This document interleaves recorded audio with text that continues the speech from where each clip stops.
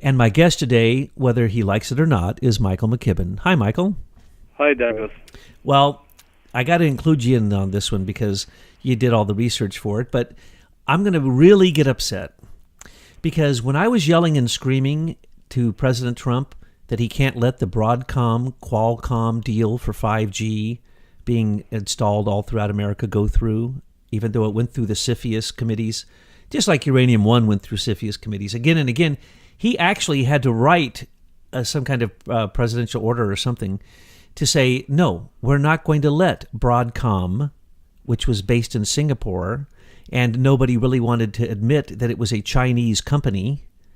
And I'm screaming and yelling, we're not going to let the Chinese take over our 5G, are we? Because 5G is going to kill us all anyway, so why would we let our enemies accelerate it by merging with a fake company, Broadcom, merging with Qualcomm, an American company? See, Broadcom started off as American, then it went to China, and there's a guy we're going to talk about today, Richard C. Walker, one of the people I love to criticize because he's another Silicon Valley cardboard cutout, and he just popped up again. Betsy says to me, Richard C. Walker, do you think C could stand for Clinton?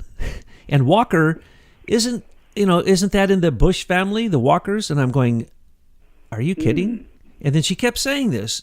She was basically saying, look at Richard C. Walker again. So I ask you, would you look again? And he pops up again. He had invented the Internet of Things. He was HP. He worked for Hewlett Packard, and then he started Agilent. And then your recent research shows that even Broadcom came underneath the control of another Hillary stooge who could not have made all the patents or invented all these things that he has patents, that his name is on these patents, or all the things which are literally the most cutting edge technology that there is, and yet he's also does all these other things. Well, he's just like Jerry C. Jones. And what then came out of Rose Law Firm, which is Hillary's law firm in Little Rock, Arkansas, and now we saw that out of that, the connection to the IBM Eclipse Foundation was direct. And then we found that out of that, Agilent was formed by Richard C. Walker, which created the aggressive remote control of everything in the world and an Internet of Things patent that makes everything else invented afterwards basically become a subset of it. And it's written by Richard C. Walker. We couldn't understand this. So now you have discovered so much more. And it's not a coincidence that Betsy's intuition pointed us in this direction to once again look at Richard C. Walker, who I'm going to say is very much like a sir or a lord in Queen Elizabeth's Privy Council, and that instead of Queen Elizabeth, it's Queen Hillary, because she's got the digital encryption keys, she's got the tax on the internet, she's moved her operation to Shanghai, China, and Broadcom has popped up again through Richard C. Walker as a fake frontman in America, because I suggest that, again, they're going to try to get the 5G contract to make sure that all of us get plunged into a millimeter hell realm that is so pervasive, all for the speed of our computers and our cell phones, and it will all pad the pockets of Hillary and her stooges like Richard C. Walker. So what have you discovered in your recent research, Michael? Because for those who've been following this, you are the person who pointed this out, and the research that your friends at Americans for Innovation and other places do, you're the one who brought it to everyone's attention. So now you've looked at it again. What can you tell us more about this pretty boy of Hillary's, Richard C. Walker? Pretty boy. Well, yeah. I've learned to trust Betsy's intuition, and we all have. And so I ask everyone to just double down on the research and pull it back out and refresh themselves. And we discovered some very interesting bits of timing. And the very first patent that Richard C. Walker's name is on is from 1989 or 88. And it happens to coincide with the original patent filings for the QRS-11. If you'll recall that, well, You know what it is, Douglas. Oh, yeah. But it's the uninterruptible autopilot that will enable people to take over planes, to wreck planes, by the presence of this particular chip. It's really a crystal. It's an oscillator crystal. Well, the interesting thing about this patent that Walker's name is on is it's also filed for oscillators, but it's not focused on any particular type of oscillator. So the QRS-11 specifically crystal, silica crystal, whereas this other patent next to it encompasses any other kind of oscillator. So we started looking at the sequence of events of who was assigned ownership of this particular patent, which is its oldest one. It's still in play today, and it went from Hewlett-Packard to Agilent when Walker started Agilent, and then it proceeded to be passed over to another company called Avago. I'm going from memory here. What's the name of that company? Avago. Douglas? I believe it's called Avago. Avago. I don't know how to pronounce it. Okay, Avago. That's it. Avago Technologies. And then Avago transferred ownership to Avago Singapore, and then that became Broadcom Singapore. And so the current ownership of this particular patent is Broadcom Singapore, even though President Trump ordered Broadcom to come back to the U.S., which they have done in the recent filings that we're looking at, and yet we don't see the transfer of this particular patent. So as far as we can tell, this patent is still held by a company, Avago or Broadcom Singapore, in Singapore. And that correlates with another involvement of Singapore. Singapore was quite involved in the early days of the Highlands Group in the early 92, 93, under Clinton's administration. So we've seen this heavy involvement of military from Singapore all the way along in this Internet of Things. So the question, what does Richard C., what does the C stand for? According to his very earliest filings, it stands for Clayton. Now, we don't know if that's true or not, because if you take a look at the breadth of filings that all have Richard C. Walker's name in it, no human being could have done this. No engineer could have been this prolific for this long period of time. And another humorous thing about this is he started a website in 2001 where he put up his publications and presentations and the like, and he has this huge, massive amount of paintings that he's done, and he's also an expert in carnivorous plants. So this guy's a magical figure, and it's clear that he is some sort of conduit that the Internet of Things plan pumped all of the key technologies that make up the Internet of Things so that they could control all the claims, intellectual property claims going forward. So by the time I came along, it's really clear Richard C. Walker was tapped as the man to invent all things related to the Internet, and it's real clear that our technology, our scalable social networking technology, really threw a monkey wrench into their plan, and does explain to me why they then determined they had to steal it and pretend we never existed. And not only my technology, but also other people's technology that I've come to become familiar with. And it seems to me that a very clear picture is forming in my mind. Hillary? Walmart? China? Singapore? Broadcom wants to take over all 5G in America? All modern, basically, patents that have to do with the Internet of Things has to go through Hillary. Hillary has the Intrust encryption keys. What are they called? The public key infrastructure. Right. All these crypto keys that every single communication on the internet is basically taxed, and it goes to a company that Jerry C. Jones runs, that she worked with for 17 years in Rose Law Firm. So they all are clustered around Hillary and patent theft.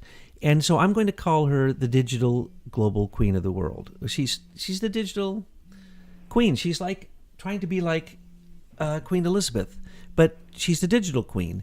And so she has all these patents that she also shares with the Brits, because Serco runs the patent office, and they were stealing these patents and sharing them with these globalists. But there's kind of a competition, I see, between the Queen. I need to interject something here. In 1995 timeframe, the Intellectual Property Institute was formed by Sir Geoffrey Patty of Serco fame, the guy who founded Serco. And one of his early trustees in that group was Hewlett Packard. So I think you're onto something here. I think that they decided that Hillary was going to be their repository from a political standpoint. Walker was going to be their repository from a technology claims viewpoint, because about the time of the Agilent funding, where HP spun off Agilent for $1.4 billion, I believe, Sir Geoffrey came over here and had meetings in Washington, where the Intellectual Property Institute in the UK was coordinating efforts with the U.S. Patent Office, and clearly they had a plan to completely control the technologies that they needed to accomplish this digital prison that they've created.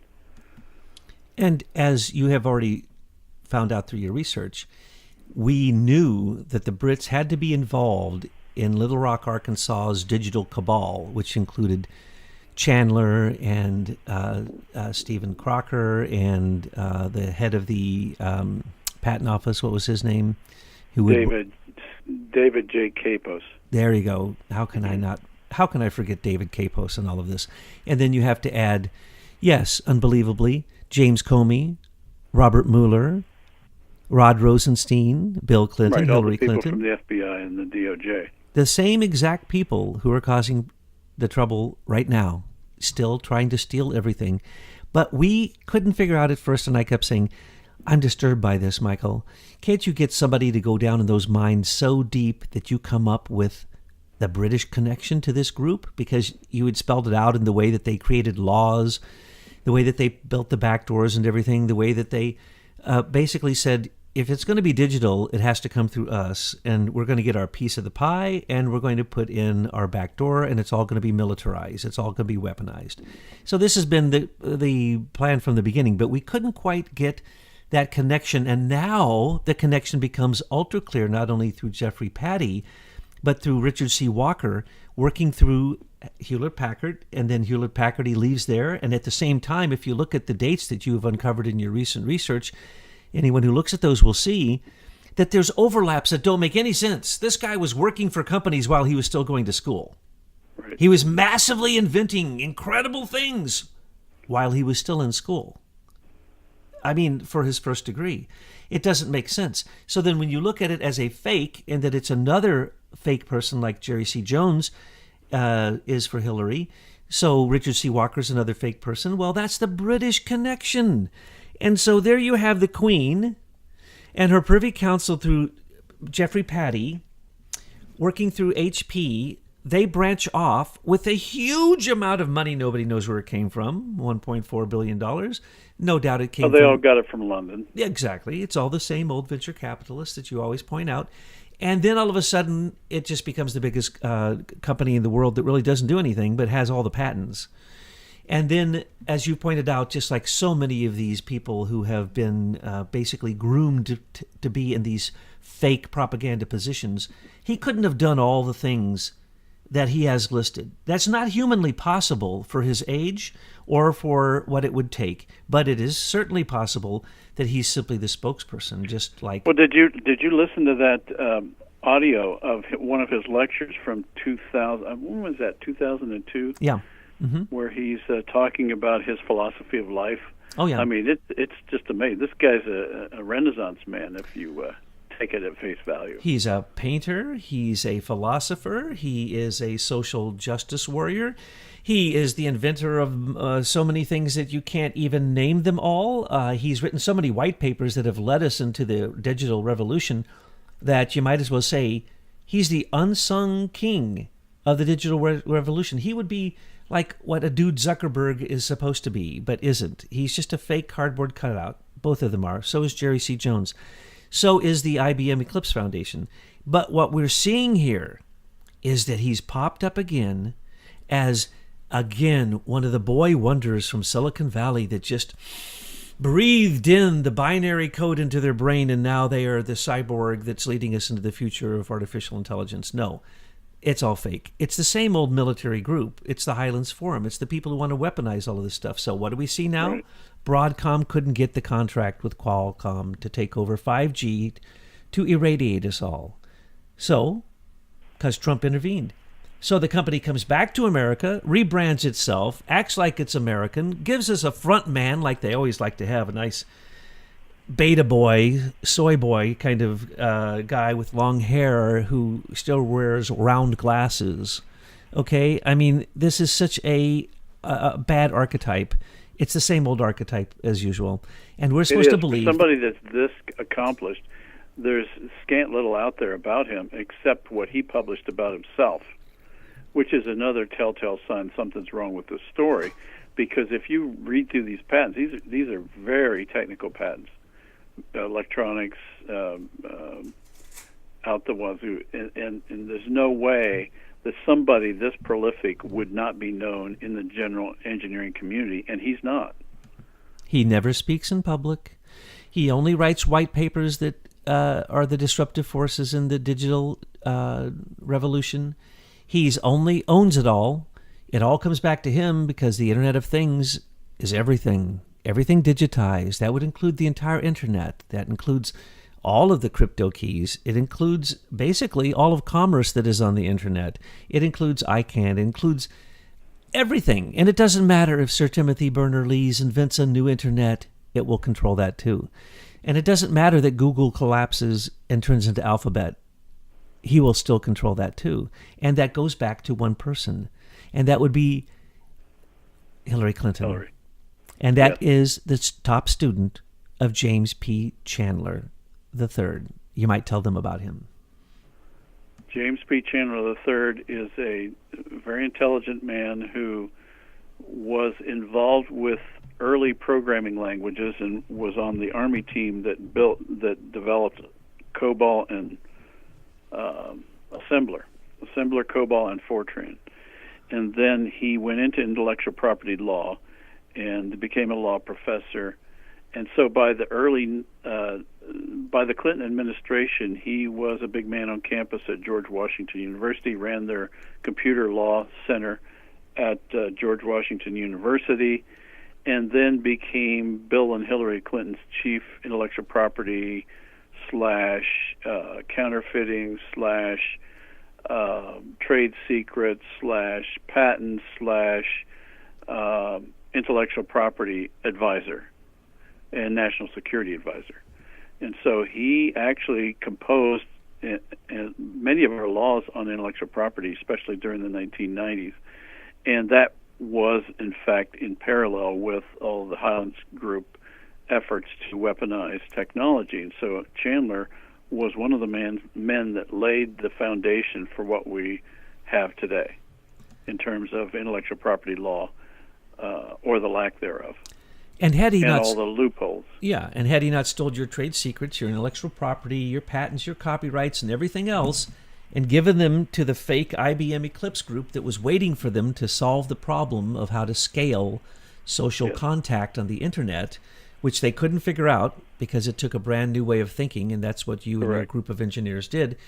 What they saw there was the opportunity to control the world and take it away from the Queen of England, who was controlling it physically by of course, the Commonwealth, 54 nations, and all the resources that are there, as well as the British Empire, the imperialism that was learned from the corporate structure of the British East India Company and the Dutch East India Company, which we are still at war with to this very day. So Hillary went in, she learned the tricks of the Privy Council, which then she transformed with the help of rewriting the Civil Service Act in the 70s, where they added a new layer that only a lawyer could come up with called the Senior Executive Services.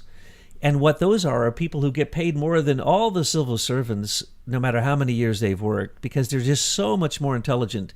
And in all cases, initially, it was actually called the SIS, the Senior Intelligence Service, and it was completely focused on paying high salaries to people in the digital field, in the technology field. Well, of course, who do you think came up with that? Well, yeah, you know who came up with it.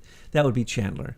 So Chandler took the basis of what's called the Mercers in Britain. The Mercers are a bunch of monopolies that the Queen allows and gives charters to that allows to be a monopoly. It's completely legal. And nobody gets to cross over the line, and they control what they control, and that's it. So that came to America under the auspices of the 500 DOJ lawyers who control the SES, the Senior Executive Service, which has 10,000 members in every single branch of the federal agencies of the American government. And they're secret little committees, and nobody knows they even exist, and they get paid really premium amounts, and they make sure that things stay the way they've always been. And That's absolutely, exactly the way the Privy Council members operate in British industry. They're scattered out throughout all the industry, always on the boards, always have their fingers in all the pies. So yeah, it really looks like this is the parallel system. They weren't even creative enough to make their own. We just copied the British. That's what we did, but in Britain it's legal. It's not legal here. And what has happened is we have a resistance, what we call the shadow government, and they're in absolute resistance. They're in a coup d'etat against a sitting president. Now, in the past, presidents just kowtowed. The president got elected, and then after the inaugural ceremony, they go into the White House, and then somebody comes in and says, "Now, let me tell you the way it really is. You don't have any power. We tell you what to do." And if you don't understand this, just look at the series on television called Homeland. It's the way it is. The counterintelligence people come in and tell you that everything the FBI told you, throw away. Everything the DOJ or the State Department or the CIA, just throw it away. We're counterintelligence. We're the ones who control you. And that's the way it is. And if we don't like you, we take you out. And I call it the rogue CIA because those very people go out into corporations and get jobs doing this very stuff in intelligence agencies that, in fact, work against our government. They're international globalist intelligence agencies like Lockheed, which just closed their entire intelligence agency down because somebody busted them. I don't know who that could have been, Michael. Anybody, busted them, showed them what the golden share was in Lockheed, and they had to close down the largest intelligence service in America that's private and give it back over to, yes, you guessed it, the CIA's Leidos Company, which is a private corporation that takes our tax dollars and uses them to weaponize things that the Highlands Forum or the Highlands Group determines the CIA should focus on next as a weaponization. And that's what we get, folks. We get the remnants of what they share with us in open source. But before they share it with us, there's backdoors put in every bit of it. So it goes back to there is a war. It's not necessarily just an information war, though information travels across these lines. This is if all of economy, our entire commerce of the whole world is now on the internet of any significance. Yeah, it appears they thought they could keep all these games secret behind the scenes. Nobody would know. They could take care of each other, snigger, and everybody wouldn't be worse for wear, and they could control the economy from these secret controls, and Hillary would be queen. And a perfect example, Stephen Crocker. One man controlled the ability to turn you on or off on the internet with a push of a button, and anybody who says that we didn't control the internet is stupid. He was there in that digital cabal in Little Rock, Arkansas, with Chandler and with Hitler Clinton, Hilda Beast Clinton, whatever you want to call her, Queen of the World, the digital monarch queen of the world, who has her own digital privy council with her pretty boys who are Silicon Valley cutout cardboard warlords, basically. And so where did they move? To China. What have I been screaming about? We're in a war with China. Hillary moved to the Shanghai Economic Zone. Good heavens. How many times have we preached against the evil that is? And yet she got caught up in it thinking because the Queen couldn't control China. Remember that. The Queens controlled everywhere, India, everywhere else, but never China. No one's ever controlled China. So Hillary, through Walmart, got a paid position on the Walmart board, sold 65% of our manufacturing out to China. But it really wasn't even China. It was Taiwan, and China's basically taking over Taiwan. That's the reason we are watching a war between Taiwan and China. Right now, we just sent ships through the straits between the two countries because China says Taiwan doesn't exist. And China says that in Shanghai, if you're Chinese or if you live there and you're a citizen of the Shanghai Economic Zone, you get a 17% discount on buying and selling gold or basically anything else. But you can't take the money out of Shanghai. So guess what, Hillary? You've been Shanghaied. You may be the queen, the digital monarch of the world, but you live in Shanghai. And you know what they do to people like you when they're done with you? Yeah, they don't find the body. They get shanghaied, as Betsy just said. They get shanghaied. Have you never watched those old sailor movies? You just don't go ashore in Shanghai, okay? But she did with Kissinger's recommendation, and John Breyer's over there. By the way, you know John Breyer better than anybody. Has anybody seen him since they probably absorbed him into the Chinese collective? I mean, has he come back to America? He went over there a long time ago. He was wiped off the web years ago, and he's never reappeared. He may not even be alive, Michael. They absorb you into the totalitarian collective. You just revealed in some contracts with Entrust, when Entrust became Axiom, and then it became LiveRamp, and then it became A&T, and then it had SoftBank join it, and then it all in Shanghai, changing the company's name so many times no one has any idea their name, who they are, what they do, or where they came from. And you revealed that every single contract with anybody in China, there is a group called the Partnership Committee. So if it's, let's say it's Lenovo, IBM's laptops that they sold out to China a long time ago, and they put the chips with the mechanical engines on them so that they could spy on us. Yeah, Trump stopped all that. Anyway, let's say Lenovo has a contract with China. Well, guess what? They have a thing called Lenovo Partnership Committee. That would be the Chinese totalitarian Central Committee members. On every contract you get, it says they don't have to follow U.S. law. They don't have to follow any law.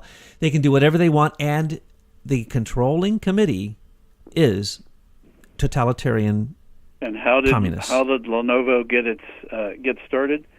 It was sold, the PC group, from IBM in December of 2004. So clearly this has been a group of people who have had this agenda for a long time to consolidate the technology and keep it out of the hands of government regulators and in the hands of these private groups. And the amazing thing to me is how Hillary Clinton could have gained control over all of those elements. This was a very long-term plan. Oh, I think these people all have their offshore accounts, and since the early 90s, as you pointed out, they've just been packing that money in because every single deal they do is a corrupt deal, and it has nothing to do with America. That group, the IBM Eclipse Foundation, correct me, I'm just going to give the long and the short of it, Chandler went to South America and took what they stole from you and made a bundle. Hillary went with money from Mitt Romney's Bain Capital, investing in her Systematech, taking the QRS-11 and other inventions to Europe, where she made a ton of money, and putting it in every single plane in the entire world and most trains. By the way, that would have included this other Walker patent, this oscillator patent. So I think the two of those were combined together because that is a piece that basically allows anything that has this piece of technology to be tracked in 3 dimensions. So And- you can tell exactly where it is and how high it is. And taken down and crashed. What they call remote aggressive control, which is what the Richard C. Walker Internet of Things patent is all about. So the QRS-11, the uninterruptible autopilot that is in every single plane that can take over every plane and bring it down. They can land it or they can do whatever they want with it. So yes, you're seeing the towers, and you're thinking Hillary, and you're thinking Bush, and you're thinking, yes, in fact, Bill Clinton was he was chosen by Averell Harriman, I believe, to be a Rhodes Scholar. He was handpicked by the Bush clan, basically. So when you say Bill Clinton, you say Bush family. And when you say Hillary Clinton, you say Hugh Rodham, who was the boss, the chief of the mob, and he was an alderman in Chicago. We're talking about the mob married the CIA rogue family, White House family, the Bush. That's what we get with the Clintons. And now Hillary, literally, I honestly believe Hillary said, look, Queen Elizabeth, you're old, I'm taking over. And the only good thing I have to say about Hillary is the following. Since she's moved to China, it will be good, because then when she wears a kimono, it can cover her body brace. She is going to be eaten just like John Breyer. We won't even hear from them anymore. I predicted that Eric Schmidt would barely get out alive from China once he went over there and helped them with their 5G and then perfected Dragonfly and their social credit system. I actually predicted, because I kept saying it every couple of weeks, I said, where's Eric Schmidt? Is he coming back? He might not be coming back. China eats people. And, the head of Alibaba, yeah. Well, he probably won't be around much longer anyway, because it was one of his contracts you were reading to us the other day, which shows that he is nothing more than a puppet. He is, when you say Alibaba, you say the Chinese Communist Central Committee. Period. He is nothing but a front guy. And when you say Chinese stock market, you say that's not capitalism, that's totalitarian. Well, when you look at their board, it's international banks. And changing fake money through currency exchange. And as we know, China wants to be the currency ruler of the world, and they can't be. So notice, oh, this is so beautiful. Shanghai district, oh, they've done it again. Out of the blue one day, they announced that they somehow, out of the Shanghai Gold Exchange, they somehow gleaned off the top 8,000 tons of gold, and they put it into the Chinese holdings, reserve holdings. And then they said they were going to back up the yuan with that and take over all currency. Well, guess what happened? The Gold Commission sent someone, and they found they don't have any of that gold. So the 8,000 tons of gold, which they literally called, which is a big joke, the Yamashita gold, which was gold produced out of thin air. And they actually took some of their gold. Don't even get me started. Let's just stick on this story. So what happened then? They say, sorry, we made a mistake. We don't have that 8,000 tons of gold. We don't have one single ounce of it, not 1 gram. And then they caught them for sending fake gold and silver all over the world, counterfeit just on the top, fake gold and silver. And then just recently, last week, I believe it was, they announced that out of the Shanghai Gold Exchange District, they have again gleaned 1,000 tons of gold that they put into the gold reserve of the Chinese. If anyone does business with China, you are just plain stupid. You've never studied history, and you haven't even looked at modern times. Trump is in a war with China. He's going to win, and he's going to squish them, and they will become our vassals, because they are our vassals. They're just complaining totalitarian communist vassals instead of compliant ones like we made the Japanese, like we made the Taiwanese, like we made the South Koreans, like we're going to make any country that wants to be a manufacturing outlet for us. But we're going to manufacture ourselves now. So guess what, China? You are in so much hot water. And guess what, any of you who did deals with China? You're going to be like John Breyer. Where is he? I know where he is. and he's become Chinese. There is no John Breyer anymore. He has been absorbed into the collective of the totalitarian communist government that we should not be doing one speck of business with. The World Trade Organization, because of Bill Clinton, allowed China to become most favored nation trading status, which is evil, seeing that they were killing millions of Tibetans at the same moment. But it got Hillary onto the board of the Walmart family, Sam Walton, and they don't seem to be able to get enough money. $20 billion from the Clinton foundations wasn't enough. She wants to get up in the trillions like the Queen has. And then she wants to get one of those purses. But I don't know that she's going to get the golden shares. Well, I guess she does. She's got the golden shares of it in trust. She's got the old golden shares of Richard C. Walker and Jerry C. Jones and all these other things. So I guess you could literally say, Serco, she's in it all. And she gets her piece of it. She gets an internet tax, for heaven's sakes. Her foundation gets a piece of every pie. Wherever money flows, it flows to a Clinton foundation. So I'm going to have to say that I'm developing a little respect for the digital queen of the world and the fact that she has pretty much copied what the Queen and her Privy Council has taught her, but she has forgotten